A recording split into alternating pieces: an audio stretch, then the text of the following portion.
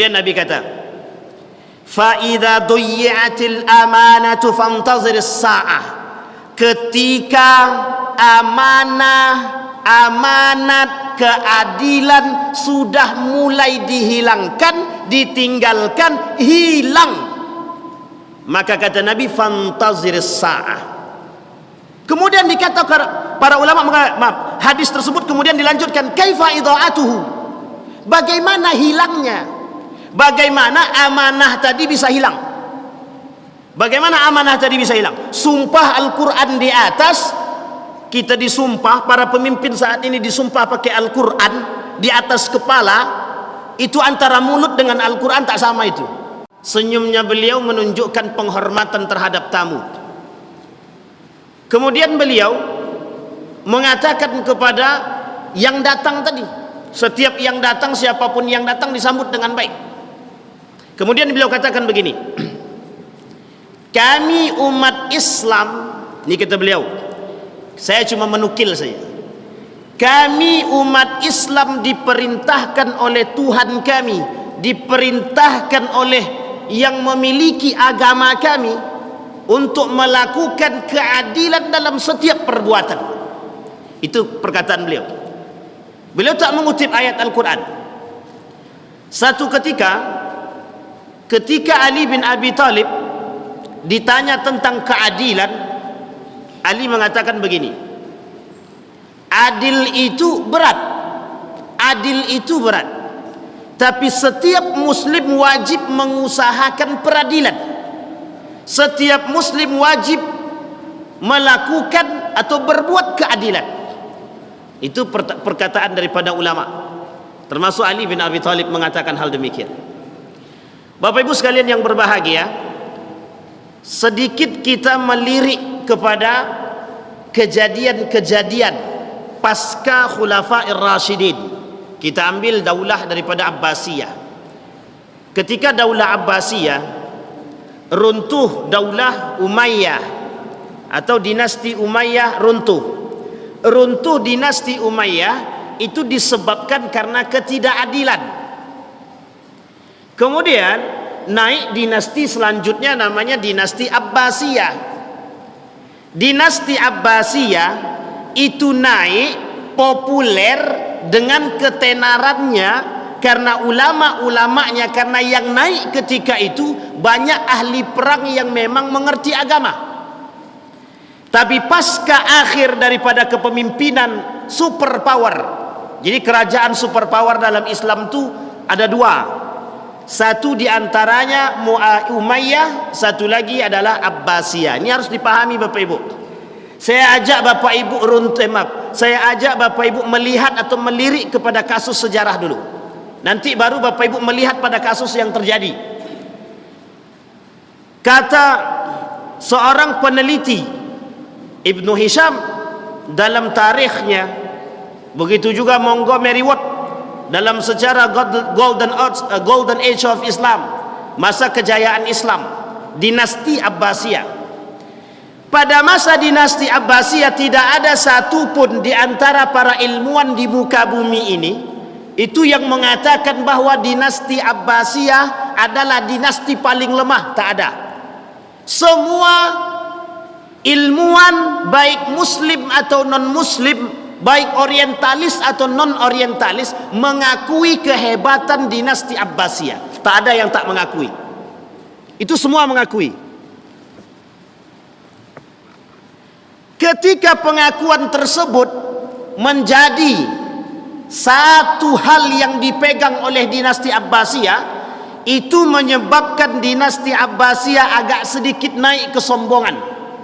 Mereka menganggap tidak akan susah menghancurkan dinasti Abbasiyah. Betul, kerajaan superpower ketika itu, dinasti adidaya, tidak ada satupun yang mampu menggeser. Ternyata runtuh dinasti Abbasiyah itu mudah sekali. Runtuh dinasti Abbasiyah itu mudah ketika kerajaan Mongol, ini persaingan antara Abbasiyah dengan Mongol. Jadi Abbasiyah sudah berjaya, muncul ketidakadilan di kalangan para pemimpin-pemimpin di akhir penguasa. Mohon maaf, saya tak nyindir siapa-siapa. di akhir kepemimpinan dinasti Abbasiyah, di akhir kepemimpinan kerajaan Abbasiyah, muncul pemimpin-pemimpin yang tak adil, muncul pemimpin-pemimpin yang zalim, muncul pemimpin-pemimpin yang memang melakukan nepotisme. Apa yang dilakukan oleh kerajaan-kerajaan Islam kecil di sekeliling daripada Abbasiyah? Saya ambil Persia. Muncul kerajaan-kerajaan kecil di sekitar kerajaan-kerajaan dinasti Abbasiyah. Itu kerajaan kecil. Apa kata mereka kerajaan kecil ini? Kami sebagai orang pribumi Arab tak pernah merasakan duduk di singgasana. Itu yang pertama. Yang kedua, yang merasa sakit hati dengan kerajaan atau dinasti Abbasiyah bukan orang pinggiran saya, kaum lemah yang tak mampu, kaum-kaum yang tak mampu, kaum-kaum miskin, kaum-kaum miskin yang tak akan pernah bermimpi pun susah untuk bisa memimpin suatu kerajaan. Mereka bangun kerajaan kecil. Mereka bangun kerajaan kecil. Sehingga ketika dinasti Abbasiyah besar di tengah, dikeliling dinasti Abbasiyah ada kerajaan-kerajaan kecil Islam. Yang kerajaan-kerajaan kecil Islam ini menyoroti betapa adanya gerakan ketidakadilan yang dilakukan oleh kerajaan Islam ketika itu sebagai negara adikuasa. Saya tidak saya tidak melihat persamaan kepada apapun. Bapak Ibu lihat sendiri saja. Pada masa Soeharto sudah jelas 30 tahun memimpin, akhirnya digulingkan. Sekarang pertanyaannya, ada enggak kerajaan Islam yang tak digulingkan? Tak ada. Kerajaan Islam digulingkan semua. Terutama kerajaan Abbasiyah, dinasti Abbasiyah. Siapa yang menggulingkan? Kerajaan Mongol. Bayangkan keterlenaan umat muslim ketika masa kerajaan dinasti Abbasiyah, terlena dengan popularitas, terlena dengan kekuasaan, terlena dengan jabatan, terlena dengan ketidakadilan. Apa kata kerajaan Mongol? Ini manfaat kita. Ini posisi terbaik bagi kerajaan Mongol yang waktu itu hanya kecil, Pak. Kecil sekali, sedikit sekali dibandingkan dengan kekuatan kerajaan Abbasiyah atau dinasti Abbasiyah. Apa kata mereka? Kesempatan kita untuk menghancurkan dinasti Abbasiyah. Saya ceritakan singkat tentang kerajaan Mongol. Bapak Ibu, ada namanya perbatasan India Cina. Nama daerahnya Mongol. Itu manusia paling sadis di muka bumi ini. Jadi ketika runtuh dinasti Abbasiyah, kerajaan Mongol itu, apa kata kerajaan Mongol? Jangan disisakan satu orang pun dari Abbasiyah, jangan sisakan. Bagaimana cara mereka pembunuhannya? Cara pembunuhan kerajaan Mongol terhadap dinasti Abbasiyah, pokoknya pisahkan kepala dengan badan. Kalau ada wanita hamil, bunuh. Kalau ada janinnya, bunuh. Bayangkan, kurang sadis apa? Paling sadis pembunuhan itu kerajaan Mongol. Ketika kerajaan Mongol menyabet kekuasaan itu, bagi mereka mudah ketika itu. Karena waktu itu kerajaan Mongol juga kerjasama dengan kerjasama dengan kerajaan-kerajaan Islam yang kecil yang berada di sekeliling dinasti Abbasiyah. Alasannya sederhana. Apa alasannya? Alasannya adalah kerajaan dinasti Abbasiyah ketika itu sudah tidak lagi menjalankan sifat keadilan. Makanya bahasanya dalam fitnah Nabi mengatakan dalam riwayatnya begini. An Abi Hurairah radhiyallahu anhu qala bainama an-nabi sallallahu alaihi wasallam fi majlis yuhadditsul qaumu ja'ahu arabiyyun. Ketika Nabi berbicara kepada kaum muslim yang duduk ketika itu, datang seorang pemuda Arabiyun, orang-orang Arab juga. Faqala, dia bertanya kepada Nabi, mata sa'ah, kapan hari kiamat? Pertanyaannya kepada Nabi adalah kapan hari kiamat? Kemudian famada Rasulullah sallallahu alaihi wasallam, Nabi abaikan. Nabi biarkan orang yang bertanya tadi, Nabi tak lihat. Nabi biarkan, tapi Nabi tetap menyampaikan sesuatu kepada kaum-kaum yang duduk bersama Nabi. Faqala ba'dul qaum sami'a ma qala fakariha. Nabi sebenarnya mendengarkan perkataan anak muda tadi, orang Arabi tadi. Tapi Nabi sengaja pura-pura tak dengar. Nabi benci kalau ada orang yang menyela. Nabi sedang bicara tapi kemudian ada yang nyela. Itu Nabi tak suka. Itu sifat Nabi. Seperti turunnya surat Abasa wa Tawalla. Tapi perbedaannya adalah ketika abasa wa tawalla itu yang bertanya orang buta muslimah, bertanya tentang Islam, sementara Nabi bercerita dengan kafir Quraisy pembesarnya. Kata Allah, belum tentu kafir Quraisy itu masuk Islam. Kenapa kau tak perhatikan orang buta tadi? Itu ceritanya. Sehingga turun ke surat abasa wa tawalla. Bedanya dengan ini, orang-orang Arab Muslim bertanya tentang mata sa'ah. Nabi sedang bicara. Ketika Nabi sedang bicara diserobot. Nabi tak suka. Itu sifat. Tak usah Nabi, kita aja begitu. Sedang asyik bicara, tiba-tiba ada anak nyeletuk aja kita marahi. Itu Nabi.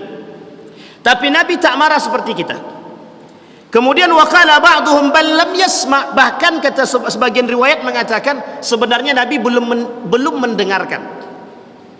Hatta idza qada hadithahu, sampai selesai perkataan Nabi, pembicaraan Nabi, kemudian Nabi bertanya, aina arahus sa'il?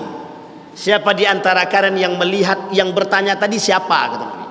Mana yang bertanya? Kata Nabi. Mana orang yang bertanya tadi? Jadi perkataan para ulama itu begini, Nabi sebenarnya mendengar tapi Nabi membenci. Artinya Nabi tidak pengen disela. Tapi pertanyaannya begini, Nabi kemudian berkata, mata aina arahus sa'il? Di mana orang yang bertanya tadi, mana? Kata Nabi. Faqala ha ana ya Rasulullah, ini saya ya Rasulullah.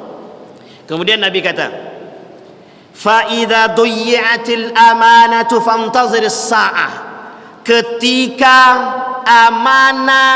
amanat keadilan sudah mulai dihilangkan, ditinggalkan, hilang, maka kata Nabi fantazir as-sa'ah. Kemudian dikatakan para ulama, maaf, hadis tersebut kemudian dilanjutkan, kaifa idha'atuhu, bagaimana hilangnya, bagaimana amanah tadi bisa hilang, bagaimana amanah tadi bisa hilang. Sumpah Al-Quran di atas, kita disumpah, para pemimpin saat ini disumpah pakai Al-Quran di atas kepala, itu antara mulut dengan Al-Quran tak sama itu. Itu baru mulut dengan Al-Quran, apalagi mulut dengan hati, jauh sekali bedanya itu. Jangan ada yang tersinggung, tak boleh ada yang tersinggung, karena memang begitulah keadaan. Kemudian kata, kaifa idha'atuha, bagaimana hilangnya? Mohon maaf Bapak Ibu, ini yang menjadi peran penting dalam pertumbuhan kepemimpinan dalam dunia Islam. Apa kata Nabi? Idza wussidal amru ila ghairi ahlihi fantazir as-sa'ah.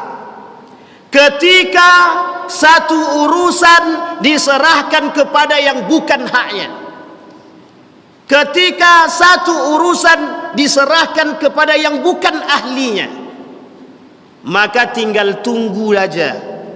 Kata Nabi, tunggu aja kehancurannya. Kita petik.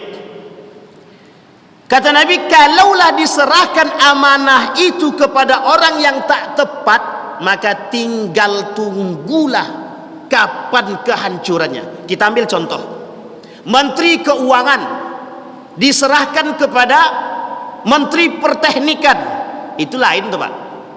Tapi karena ada kepentingan, mau teknik ke, mau apa ke, tetap yang penting lu bayar. Kenapa saya berani katakan demikian? Itu kenyataan. Dinas pertanian bisa dikelola, bisa dijabat oleh seorang bukan ahli ekonomi, bukan ahli, tapi ahli dari bidang kesehatan. Nyambung tak tuh? Dia ahli kesehatan tapi duduk di pertanian. Dia ahli perbankan tapi dia bicara agama. Dia ustadz tapi dia tak ngerti politik, tapi dia bicara politik suka-suka hati. Kalau dia tak belajar, tapi kalau dia belajar tak ada salah. Yang terjadi kata Nabi di akhir zaman, yatakhalaf, berbalik, berputar kata Nabi. Kenapa? Banyak orang yang suka mengerjakan bukan urusannya. Kata Nabi di akhir zaman akan muncul kelompok di akhir zaman manusia yang suka ikut campur urusan orang lain. Hadisnya dari Abu Hurairah. Apa kata Nabi? Muncul manusia-manusia yang suka mengerjakan yang bukan urusannya. Urusan dia lain. Kalau urusannya masalah investasi, uruskan investasi, jangan yang lain dilakukan. Yang sekarang terjadi, semua nak ngurus. Kita ambil contoh. bagian imarah masjid. Bagian imarah masjid. Ada bagiannya masing-masing. Tiba-tiba ada pula bagian yang lain nak ikut campur pula urusan imarah. Berarti ada ketidakpercayaan atau ada apa? Itu pertanyaan pertama. Yang paling sederhana Bapak Ibu, mohon maaf, kelihatan di hadapan kita bagaimana amanah itu hilang. Cuma kita tak berani mengatakan kalau amanah itu hilang. Kenapa? Karena rasa takut dalam diri kita untuk mengatakan kebenaran. Kenapa Nabi katakan kalimat ini, amanah itu bakal hilang di akhir zaman, mulai hilang sedikit demi sedikit? Kata Nabi, alasannya sederhana. Karena banyak di akhir zaman manusia sudah punya kepentingan. Banyak di akhir zaman manusia sudah cinta dunia. Banyak di akhir zaman manusia cinta kekuasaan. Banyak di akhir zaman itu manusia tak lagi berfikir mana yang baik, mana yang buruk. Yang mereka pikirkan apa? Yang mereka pikirkan bagaimana bisa mendapatkan hidup yang mulia, dipandang oleh manusia, tapi caranya adalah tidak tepat. Sekarang kita ambil contoh. Apa contohnya amanah yang hilang tadi? Contoh amanah yang hilang itu, mohon maaf. Mohon maaf betul. Zaman dulu sudah terjadi. Ketika Yazid bin Muawiyah disumpah, apa kata bapaknya? Jangan kau bunuh para sahabat ya, gitu. Tapi Yazid bin Muawiyah membunuh para sahabat Nabi. Posisi Yazid bin Muawiyah sebagai tabi'in, tapi dia berani membunuh para sahabat Nabi. Artinya dia sudah melanggar perintah ayahnya yang itu dia manahkan. Yang kedua, contoh yang lain adalah ketika Yazid bin Muawiyah diberikan amanah sebagai seorang pemimpin, tapi dia tak melakukan keadilan, justru dia yang membombardir Mekah dan Madinah. Jadi yang menghancurkan Mekah Madinah pada masa itu adalah pada masa kepemimpinan Yazid bin Muawiyah pada masa dinasti Umayyah. Jadi jangan salah Bapak Ibu, bukan hanya di Indonesia saja kehancuran itu. Di Mekah, di Madinah itu yang menghancurkan juga umat muslim juga. Yang menghancurkan juga umat muslim. Bayangkan dinasti Abbasiyah segitu berkuasanya bisa hancur hanya karena pada masa kepemimpinan di akhir khalifah itu mereka sungguh sangat mencari dunia. Jadi satu orang di antara pemimpin itu wajib punya rumah itu banyak dan besar. Makanya orang gila pernah mengatakan kepada Marwan, kau bangun rumah yang tinggi, kau bangun tempat yang megah, istana yang bagus. Dalam kitab Al-Uqala Al-Majanin, apa kata orang gila tadi kepada Marwan? Kau bangun rumah megah, istana megah, kau berikan fasilitas yang baik kepada para punggawamu. Tapi ketika aku bertanya kepada kuburan, tak satu pun yang menjawab. Ketawa Marwan. Mana mungkin orang kuburan itu menjawab? Apa kata orang gila tadi? Karena tak mungkin orang kuburan itu menjawab, tapi mereka tak membawa satu barang pun yang mereka miliki ketika masuk dalam kubur. Menangis Pak, Marwan itu menangis. Siapa Marwan itu? Khalifah terbaik pada masa dinasti pada masa dinasti Umayyah, terbaik. Marwan terbaik. Tapi apa? Disindir sama orang gila. Bukan orang sehat yang ngomong, orang gila. Menangis Marwan. Apa kata Marwan? Mulai hari ini engkau akan kuangkat jadi penasehat kerajaan. Apa jawaban orang gila? Apakah engkau pengen aku menjadi gila seperti dirimu? Kata dia. Bapak bayangkan begini, mohon maaf, ini kita bayangkan. Tapi tak usahlah. Tak jadi saya bayangkan Pak. Bayangkan ketika seorang bupati berbicara begitu. Kemudian apa kata orang gila? Apa pengen aku engkau jadikan gila seperti dirimu? Kata dia. Mau diapain tuh? Saya yakin bupati itu langsung ditangkapnya orang gila, masuk ke penjara kali. Kau tak sehat kau tidak? Begini keadaan kita Bapak Ibu. Itu yang tersirat, belum lagi yang tersurat. Jadi Bapak Ibu udah lihat sendiri. Banyak hal yang kemudian tidak pada posisinya. Saya sudah sampaikan jauh-jauh hari di tempat-tempat yang lain, kita sudah ceritakan. Betapa banyak, mohon maaf, betapa banyak hal-hal yang tidak sepadan, yang tidak seharusnya terjadi. Mengapa harus terjadi? Karena satu Bapak Ibu, kata Nabi di akhir zaman itu akan muncul satu kelompok yang urat malunya sudah tak ada. Ada alasannya, ada kata Nabi, memang orang yang melakukan itu tidak punya urat malu. Kenapa? Mereka tak pernah malu pada Allah. Mereka malu pada manusia kalau mereka nggak punya jabatan, tapi mereka tak pernah malu kepada Allah ketika mereka mengambil jabatan dengan cara pengkhianatan. Karena lawan daripada raf'ul amanah, hilangnya amanah, yang muncul apa? Pengkhianat. Yang muncul apa Pak? Pengkhianat. Pada masa ini berita, tapi ya Pak, berita pada masa Soeharto, tapi ini kan sudah berlalu, semoga tidak terjadi apa-apa. Dalam satu berita namanya eramuslim.com itu, mohon maaf Bapak Ibu, sampai seorang pengamat politik internasional itu mengatakan begini, saking pengkhianatnya Pak Soeharto waktu itu, kata beliau, beliau rela menjual, beliau rela kumpul di Swiss. Jadi ketika kumpul di Swiss itu, tahu Bapak Ibu dia kumpul di Swiss ngapain? Kumpul dengan para saudagar kaya, tempat kita menyimpan duit di bank Swiss.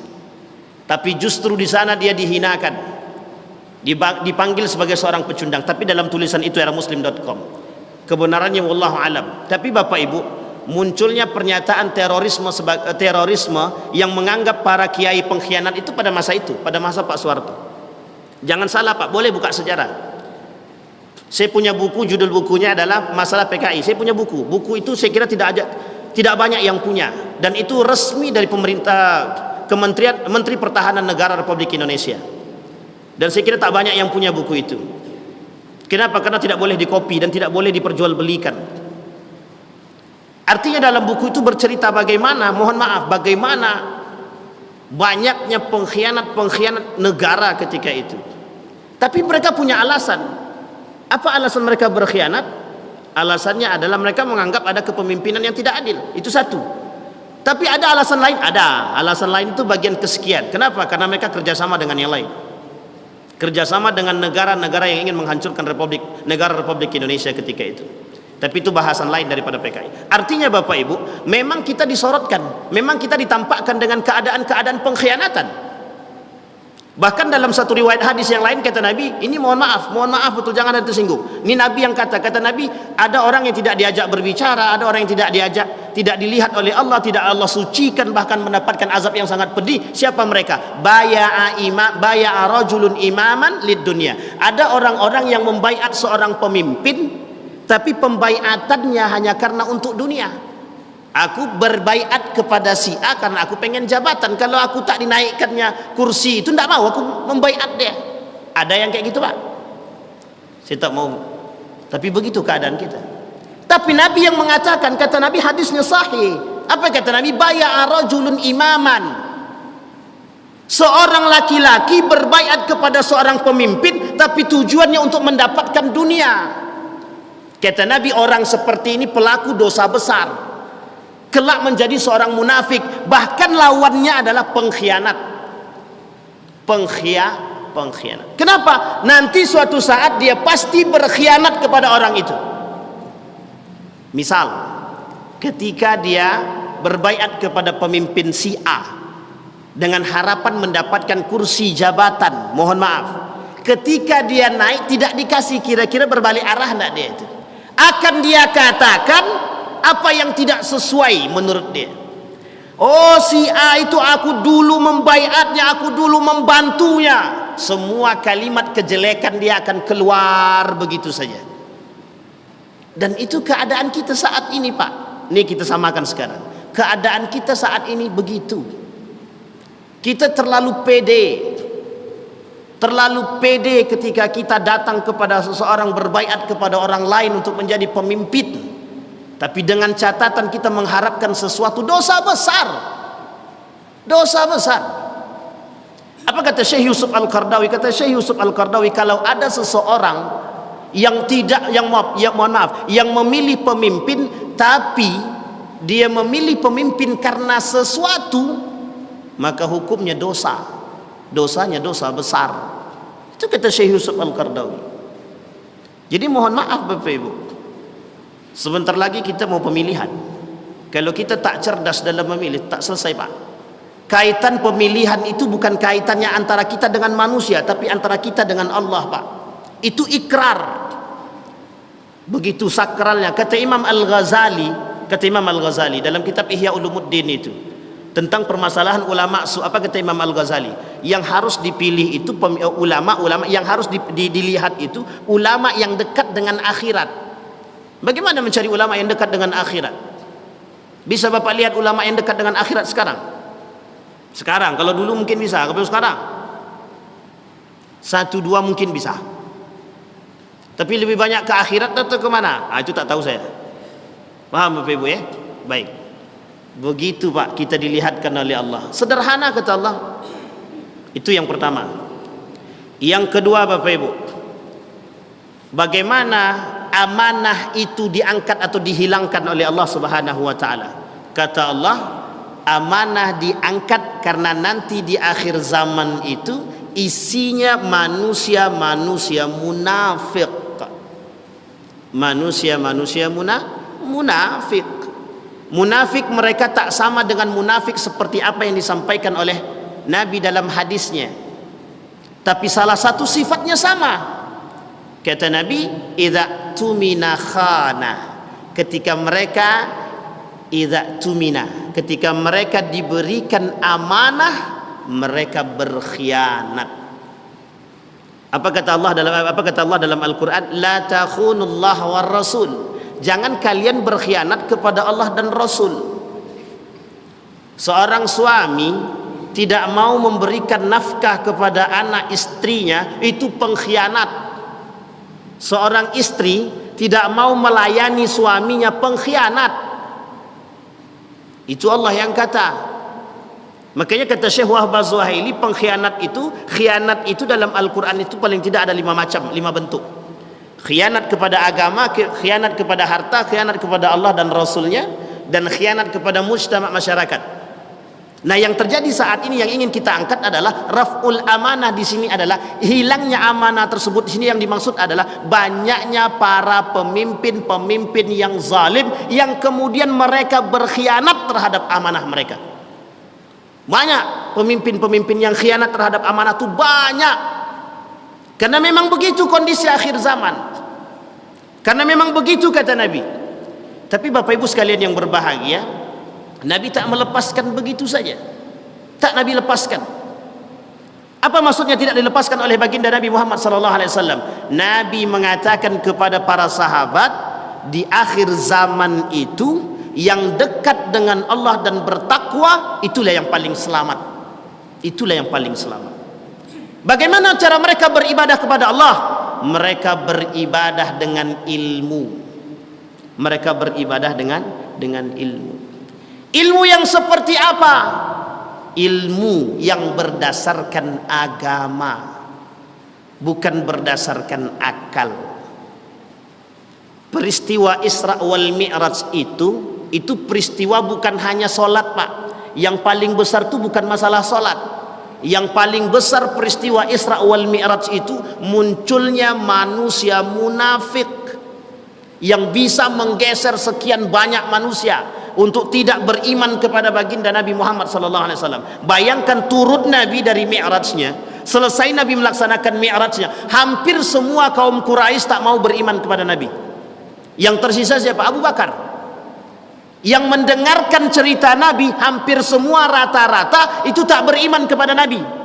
Sebagian kecil ragu-ragu yang tetap beriman, kata Abu Bakar, sekalipun Muhammad berbohong, aku iman. Itu cuma Abu Bakar, Pak. Yang lain tidak. Itu bahasa Nabi. Nabi yang berbicara. Sekarang Nabi tak ada. Disumpah pakai Al-Quran di atas kepala.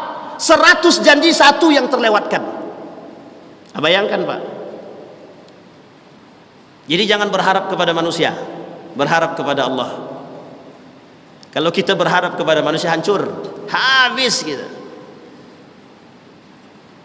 Sekarang kita punya pemimpin, calon pemimpin 3. Jangan ada yang mengeluh-elukan ketiga-tiganya. Jangan ada.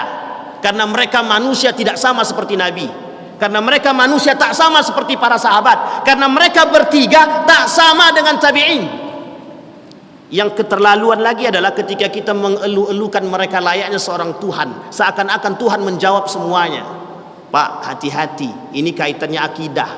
Rusak akidah kita, Pak. Saya tak mau, jangan sampai kita mengeluh-elukan berlebihan Pak. Bahaya itu Pak. Yang satu begitu dia, yang satu kuat juga, sampai ada yang pingsan, mati dan lain sebagainya. Ya Allah ya Rabbi ya Rahman. Cuma 5 tahun, habis itu awak masuk niako lagi. Paham Bapak Ibu ya?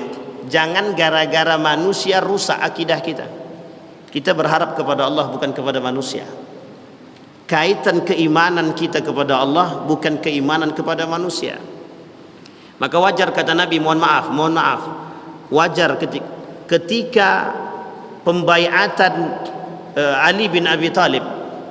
Apa kata Ali bin Abi Thalib ketika dibaiat oleh Talhah, Zubair bin Awam, kemudian dibaiat oleh Sa'ad bin Abi Waqqas? Apa kata Ali? Aku tak pengen jadi pemimpin. Ketika aku naik jadi pemimpin, bebanku tuh bertambah, bukan semakin berkurang, kata. Semakin berat, tak bisa tersenyum. Cari para sahabat Nabi, Khulafaur Rasyidin yang 4 orang. Siapa yang dibaiat kemudian tersenyum? Tak ada, satu pun tak ada. Termasuk Al Hasan, termasuk Muawiyah. Tidak ada satu pun di antara mereka yang tersenyum. Baca sejarah Pak, tak ada Pak. Mereka dibaiat menangis. Sultan Abdul Hamid ketika diminta menjadi sultan menangis. 1 hari saja lidahnya tidak berselawat, datang Nabi dalam mimpinya. Tapi bukan dalam mimpi dia, dalam mimpi orang lain, hanya untuk mengingatkan berselawat kepada Nabi. Bayangkan Pak. Jadi harus kita perhatikan. Nah sekarang Bapak Ibu, ketika Nabi berkata, berarti sudah jelas dong Pak Ustadz, akhir zaman itu isinya manusia-manusia pengkhianat saja. Sudah jelas dong Nabi yang berkata. Kalau Nabi berkata kan gak mungkin bohong. Betul. Makanya di akhir zaman kata Nabi yang dibutuhkan adalah manusia cerdas. Manusia cerdas. Apa maksudnya manusia cerdas? Yang dibutuhkan manusia cerdas itu cerdas beragama, bukan cerdas dengan akal. Kenapa? Karena ketika manusia cerdas dengan akal mudah dikelabui. Tapi ketika mereka cerdas dengan hati, dengan iman dan agama, selamat dunia akhirat. Apa contohnya? Mohon maaf, apa contohnya? Contohnya kata Nabi, dalam kitab Ihya Ulumuddin juga disebutkan, dalam fikih siasah juga disebutkan. Kemudian Fiqhud Daulah Syekh Yusuf Al-Qardawi juga mengatakan, Al-Ahkam As-Sultaniyah Al-Mawardi juga mengatakan demikian. Carilah pemimpin yang betul-betul memegang amanah. Mohon maaf, memegang amanah di sini itu bukan janji. Memegang amanah di sini bukan janji. Tapi kan kita tak bisa membuktikan dia bagaimana. Kita tak bisa membuktikan apakah amanah itu terjalankan atau tidak. Setidaknya tolak ukurnya satu saja. Bagaimana posisi dia dengan masjid. Posisi dia dengan masjid. Tidak ada satupun di antara para sahabat Nabi dan tabi'in yang mereka ketika dibaiat meninggalkan masjid. Tak ada. Saya tak pernah dapatkan. Mohon maaf Pak ya, mohon maaf. Seburuk-buruknya pemimpin pada masa dahulu itu tidak ada yang meninggalkan masjid. Tak ada. Yazid bin Muawiyah yang terkenal sebagai pemberontak itu salatnya di masjid. Salatnya di masjid. Tapi sebagian ulama mengatakan di akhir hidupnya dia sempat, di akhir hayatnya dia sempat bertobat. Lain riwayat yang lain. Jadi Bapak Ibu sekalian yang berbahagia, ketika Nabi berani mengatakan permasalahan fantazir sa'ah, ketika hilangnya amanah, keadilan, itu kaitannya akan muncul manusia-manusia pengkhianat. Ketika manusia-manusia pengkhianat yang akan muncul kata Nabi, maka yang paling bisa kita kerjakan saat itu kata Nabi merujuk kepada ayat Al-Quran, watazawwadu fa inna khairaz zadit taqwa. Jadi kata Nabi kuncinya cuma satu, orang yang selamat di akhir zaman itu orang yang cerdas dengan ketakwaannya. Jadi dengan hati Pak, dengan iman. Bapak mau jadi apapun silahkan, mau jadi RW kek, mau jadi RT kek silahkan, tak ada masalah. Justru mohon maaf, yang dianjurkan adalah ketika semua para pemimpin atau para calon pemimpin itu busuk semuanya, buruk semuanya, maka kita diwajibkan, di antara ulama-ulama itu diwajibkan untuk maju sebagai orang yang bisa menandingi mereka. Kalau juga tidak ada, cari di antara sekian banyak yang buruk-buruk itu, mana yang paling sedikit keburukannya. Begitu Pak. Allah tak semudah itu Pak. Tak semudah itu meninggalkan umatnya. Kalimat ini berkaitan dengan keadaan Pak. Karena tidak satu orang. Mohon maaf Pak. Ketika piagam Madinah itu dibentuk, apa kata Nabi? Mohon maaf, ini ketika piagam Madinah. Nabi katakan, kalau ada di antara orang muslim yang mengganggu non-muslim,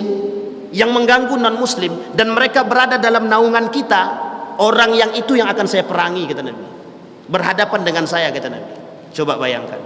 Nabi tidak memilah amanah itu bukan untuk umat muslim saja. Ketika Nabi seorang pemimpin, amanah itu tidak diberikan kepada umat muslim saja, tapi kepada semua umat manusia.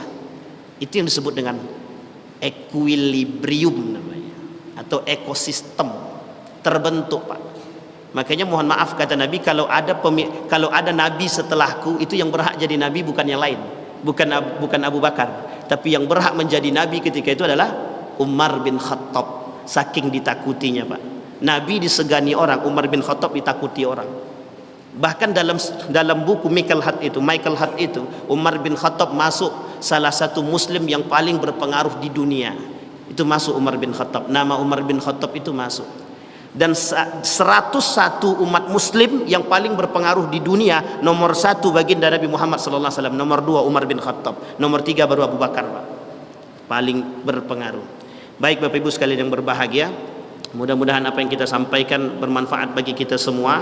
Maka kami berharap dari apa yang kita pelajari, masalah amanah itu bukan masalah satu orang, tapi amanah adalah permasalahan kita semua. Kita yang mengetahui apakah amanah itu kita angkat. Kalau kita tak mau melihat orang itu pengkhianat, maka jangan jadikan diri Anda pengkhianat. Jangan dijadikan diri kita pengkhianat terhadap amanah yang sudah diberikan oleh Allah Subhanahu wa taala. Fa'tabiru ya lil absar la'allakum tuflihun. Assalamualaikum warahmatullahi wabarakatuh.